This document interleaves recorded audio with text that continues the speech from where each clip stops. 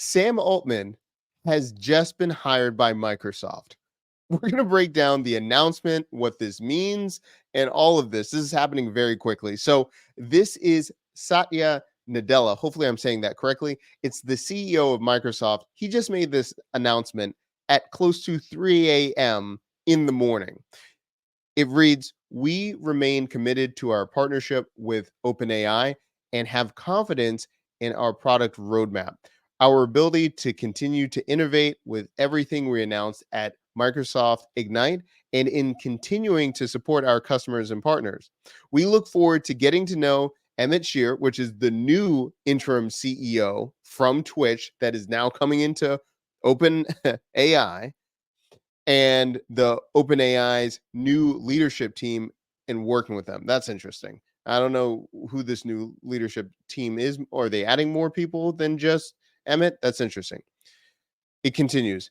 And we're extremely excited to share the news that Sam Altman and Greg Brockman, which was the co-founder of OpenAI, together with colleagues, will be joining Microsoft to lead a new advanced AI research team.